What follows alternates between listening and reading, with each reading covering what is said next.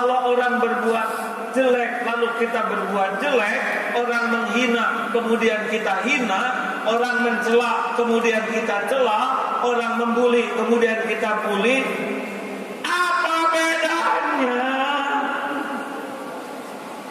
Mau ngapain kita baca Quran?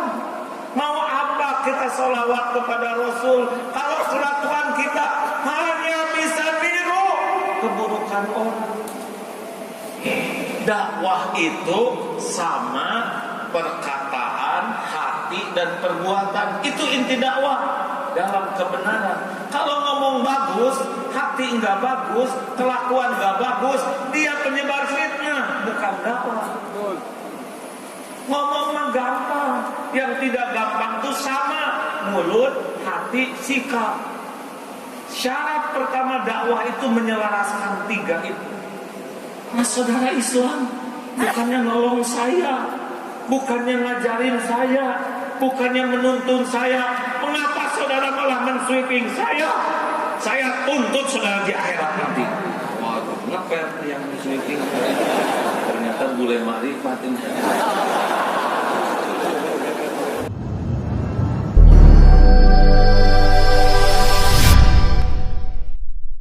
Kita ini harus jadi amal. Syaratnya amal dua apa? Ikhlas dan benar. Udah tahu ilmu ikhlas belum? Belum. Kan yang tentang selfie itu belum tentu ya. Kami sudah berjuang. Allah. Berjuangnya enggak, potretnya aja yang banyak. Bukan tidak boleh selfie, atau yang selfie langsung dihapus. Boleh ini dakwah. Dengerin, ini ilmu ikhlas. Ikhlas tuh kalau di pepohonan mah seperti akar. Dia membuat pohon tumbuh, rindang berbuah, tapi dia tidak menonjolkan diri. Benar? Kalau di tubuh seperti jantung, berdetak tiap saat, berdegup tiap waktu, tidak pernah menonjolkan diri. Yang suka menonjolkan diri adalah ambeien. Operasi. Nggak penting semua kelihatan hebat, benar? Yang penting diterima oleh Allah. Walaupun gak dipotret sama sekali ikut aksi ini, walaupun gak ada yang tahu, gak apa-apa. Allah Maha melihat. Kalau di segi alam seperti matahari, hanya memberi.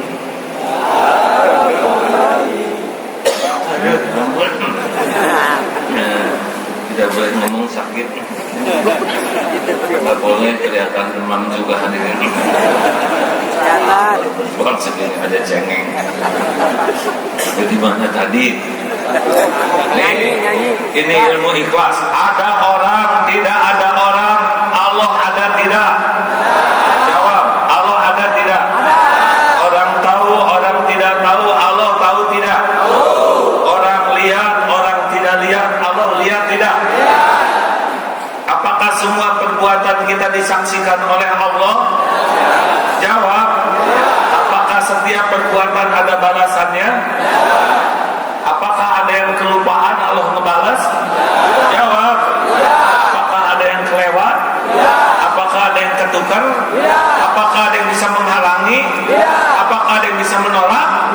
Al jazaa'ul ihsan illal ihsan. Udah, pokoknya mah anteng aja dengan Allah.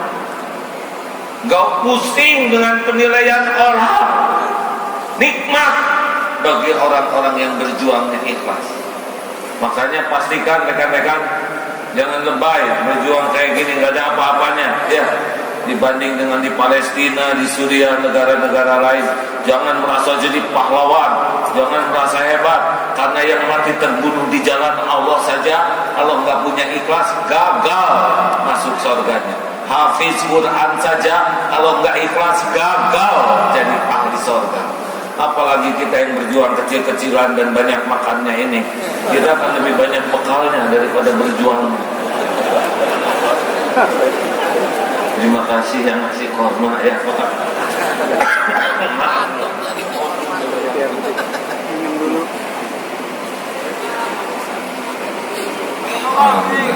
Apa? Ya, alhamdulillah tak kedengaran ya. Maaf. Yang ketiga, dengerin. Tadi apa? Pertama, amanu wa amilus sholihat. Jadi harus jadi amal soleh nih. Makanya cara-cara kita harus benar. Ini yang ketiga, tawassaw bil haq. Kita harus jadikan kejadian ini jadi ladang dakwah. Jadi ada yang lebih penting daripada terpilihnya gubernur atau tidak keputusan hakim. Orang bisa melihat indahnya Islam ketika tersakiti, lalu menyikapi dengan cara-cara terhormat, walaupun jumlahnya luar biasa, tidak mengganggu dan merugikan siapa-siapa. Ini harus kita sadari, bahwa kita ini sedang dakwah. Perkara apa yang diputuskan hakim, itu urusan hakim dengan Allah. Tapi perkara semua sadar kita sedang berdakwah, itulah keuntungan bagi kita. Setuju? Coba, kira-kira pernahkah membayangkan Rasulullah mencaci maki? Jawab, hadirin jangan bikin jengkel. Pernahkah melihat Rasulullah mencaci maki orang? Pernahkah melihat, mendengar Rasulullah mengutuk-ngutuk orang? Pernahkah mengetahui ilmu Rasulullah mencibir orang? Rasulullah Sallallahu Alaihi Wasallam adalah tauladan kita. Kalau kita akan aksi, tiru akhlaknya Rasulullah Sallallahu Alaihi Wasallam. Benar? Jangan sampai kita meniru perjuangan Rasul, tapi tidak dengan keteladanan akhlak Rasul. Pasti tidak indah. Setuju gak hadirin? Setuju. Maka kalau saudara mau teriak, selalu membayangkan. Saya diajarin guru saya begitu, Pak. Kalau mau teriak, bayangkan Rasul teriaknya bagaimana. Jangan sampai kita berteriak, yang teriakan kita tidak dicontohkan oleh Nabi. Mengutuk, mencela, memaki-maki, mencemooh, mencibir. Di mana keindahan Islam? Kalau orang berbuat jelek, lalu kita berbuat jelek, orang menghina, kemudian kita hina, orang mencela, kemudian kita cela, orang membuli, kemudian kita bully. Apa bedanya? Mau ngapain kita baca Quran? Mau apa kita sholawat kepada Rasul? Kalau kelakuan kita hanya bisa niru keburukan orang. Halo? Nah, itu yang berdiri, jangan zolim ke yang di belakangnya. Tiang. Nah, ini yang enak berdiri di belakang tiang. Sip. Om, itu bukan yang ini, Pak. Om berdiri juga, Pak. Itu tidak sadar-sadar.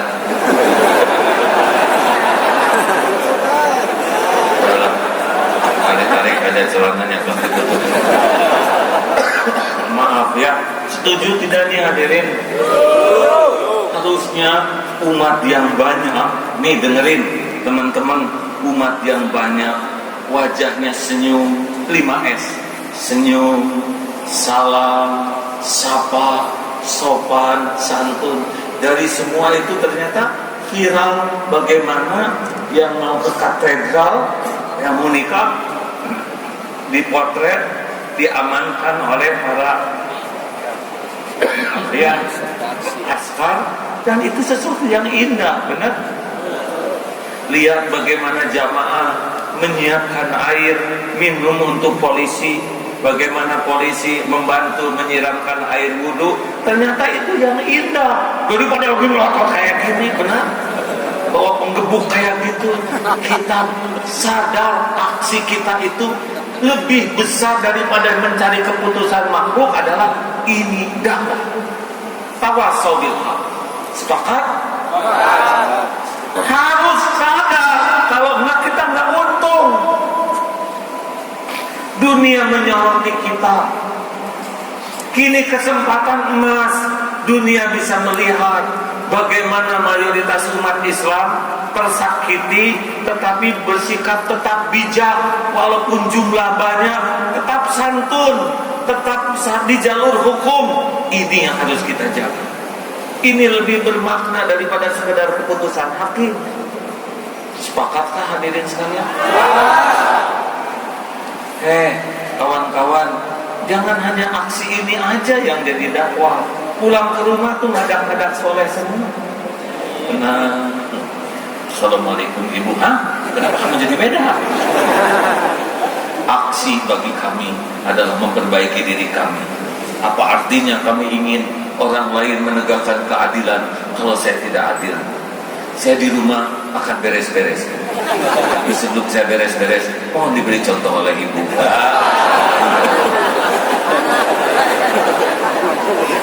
Sepakat tidak nih? Saya membayangkan nih, jutaan orang punya niat dakwah semua. Dan dakwah itu bukan ngomong begini. Dakwah itu sama perkataan, hati, dan perbuatan. Itu inti dakwah dalam kebenaran. Kalau ngomong bagus, hati enggak bagus, kelakuan enggak bagus, dia penyebar fitnah, bukan dakwah. Ngomong mah gampang, yang tidak gampang itu sama mulut, hati, sikap. Syarat pertama dakwah itu menyelaraskan 3 itu. Siap semuanya? Ya. Ini teh menuntut keadilan. Halo? Saudara-saudara kesini menuntut keadilan. Tahu inti adil apa? Adil itu menempatkan sesuatu pada tempatnya. Makanya mulai sekarang jamaah yang adil, sepatu rapi, sholat rapi. Yang masih merokok di sini, cobalah paru-paru tuh jangan diisi oleh racun kalau bisa ya. Pakai udara segar, kurang adil. Kalau mau merokok, usahakan tidak disulut rokoknya supaya paru-parunya tetap bersih. Kalaupun mau zolim sendirian aja, dibungkus kepalanya pakai kantong kresek supaya udaranya tidak meracunin orang lain. Nah, kita nuntut hakim adil, kita aja zolim kepada yang lain. Hati-hati kepada yang suka merokok. Saya sih nggak musuh sama yang merokok, hanya kasihan, suka kurang kerjaan, sedot tiu. Orang lain murojaah, apalagi punya sedot tiu. Dan wajahnya tuh tidak ada yang ceria.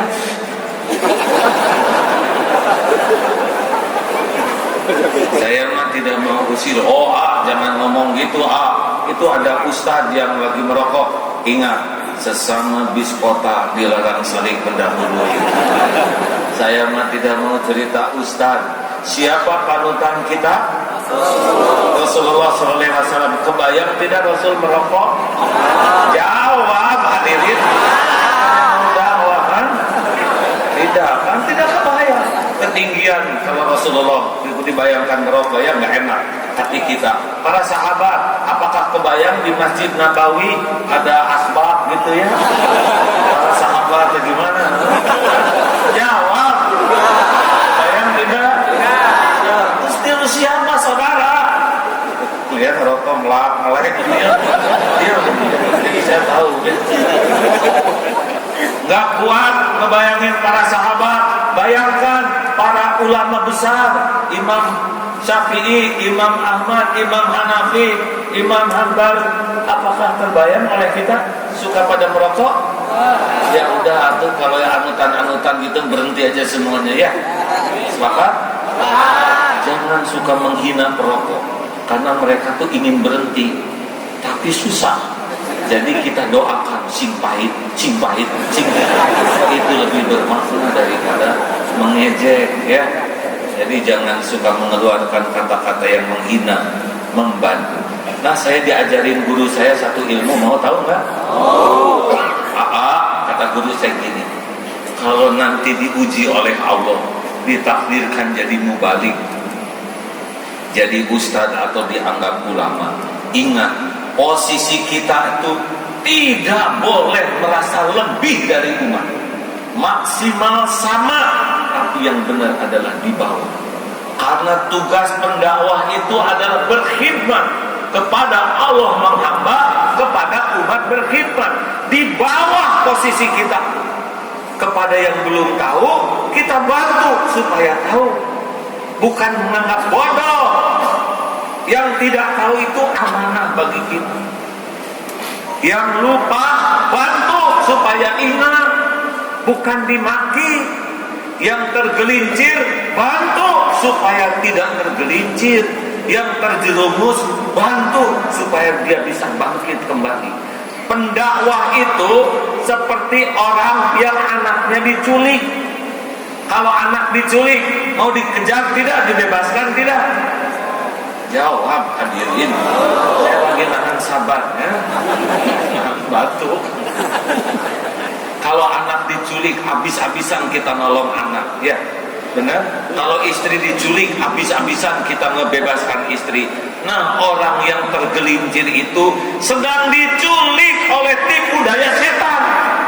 Tugas kita membantu orang bisa kembali selamat. Kita bisa begini, kita bisa ngumpul di sini bukan karena udah soleh. Kita ngumpul di sini tuh taufik Allah Subhanahu wa Ta'ala. Kalau tidak nolong kita, mungkin kita lagi berbuat maksiat pada saat itu.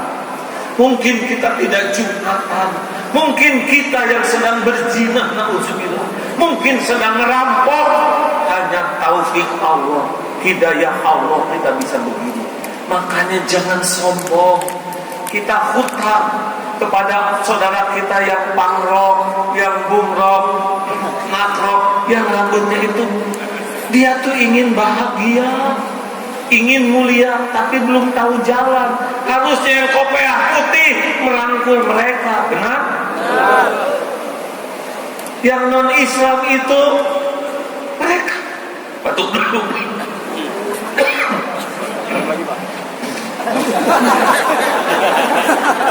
Ini penting, saya penting ini. Ini yang selalu saya unek-unek ini pengen disampaikan. Udah dengar enggak yang mulai di sweeping itu? Udah dengar belum? Jawab kalau udah kalau belum harus jawab. Ada bule di sweeping, ini cuma cerita aja. Pas udah di sweeping, si bule nanya, why you sweeping me? Benar gitu bahasa Inggrisnya. Maksudnya, mengapa engkau men-sweeping saya? Kata yang men-sweeping, because you are bule. Kata orang bule, what's wrong man? Apa yang salah? I'm bule. It's not, ini bukan pilihan saya. I'm bule because Rojo bule. It's not my choice. But you are American, katanya, karena kamu orang Amerika. What's wrong? Apa yang salah? Saya tidak pesan lahir di Amerika. Ini bukan keinginan saya. Saya jadi bule dan saya jadi orang Amerika. Ayo, apalagi? But you are non-Muslim. Yes, I am non-Muslim. I don't understand about Islam. Saya tidak ngerti Islam. Ibu bapak saya bukan Islam. Kampung saya tidak ada Islam. Yang saya dengar Islam itu dari media, katanya kekerasan, kekasaran, berbuatnya galak. Nah, saudara Islam bukannya nolong saya, bukannya ngajarin saya, bukannya menuntun saya. Mengapa saudara malah men-sweeping saya? Saya tuntut saudara di akhirat nanti. Waduh, ngepet yang men-sweeping. Ternyata bule marifat ini. Serius mah. Kita ini rahmatan lil alamin loh. Benar? Coba saya nanya, pernahkah saudara mendoakan Pak Ahok dapat hidayah? Kan ya. Coba simpul ya Allah, Pak Ahok itu ciptaanmu, milikmu, dalam kekuasaanmu. Engkaulah satu-satunya yang kuasa memberi hidayah. Berikan hidayah ya Allah, sehingga bisa mengenalmu, bisa tahu indahnya Islam, bisa hidup istiqomah dalam Islam. Mungkin itu lebih menolong, ya. Walaupun wow, dan dia juga nggak sholat lagi. Doakan. Halo? Oh, itu rahmatan lil alamin. Dulu Islam cuma sendirian, hadirin. Rasulullah itu cuma satu Islamnya, selebihnya non Islam. Tapi sikap dakwah beliaulah yang penuh kasih sayang, yang bisa membuat orang lain melihat indahnya Islam. Terakhir, sabr. Apa itu sabar? Sabar itu menahan diri. Sabar itu mengendalikan diri. Siapakah yang paling beruntung dari aksi kita? Adalah orang yang paling mampu menahan diri, paling mampu mengendalikan diri. Kalau kita tidak berhasil mengendalikan diri, kita rugi. Kita akan merugikan diri dan merugikan orang lain. Makanya tolong kawan-kawan ya, walaupun hati terluka, tetap kendalikan diri. Kendalikan ucapan-ucapan kita, kendalikan itu raut muka kita ya. Jangan horor. Rasul senyum atau ganas? Jawab hadirin. Rasulullah senyum atau meroos? Tiap orang lihat wajah Rasulullah lagi senyum. Ini kita punya wajah semuanya. Ayo dong dakwah pakai senyuman, betul? Ufsus salam, tebarkan salam. Salam itu beda dengan yang lain-lain. Selamat pagi. Siapa yang diselamatin?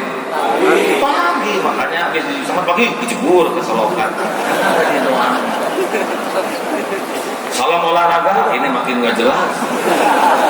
Good morning, morning yang digudin. Ya, tapi Islam, Assalamualaikum. Semoga Allah memberikan keselamatan bagimu. Yang tadinya mau digigit anjing, gak jadi. Yang tadinya mau ketabrak angkot, gak jadi. Yang tadinya mau kecurian, gak jadi. Berkah dari doa salam kita. Benar? Ini Islam. Warahmatullahi.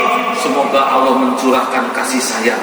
Yang tadinya rumah tangannya bertengkar, kita ucapkan salam akur. Yang tadinya anaknya nakal, kita ucapkan salam soleh. Yang tadinya pangrok mau ke diskotik malah itikaf, itu ucapan salam.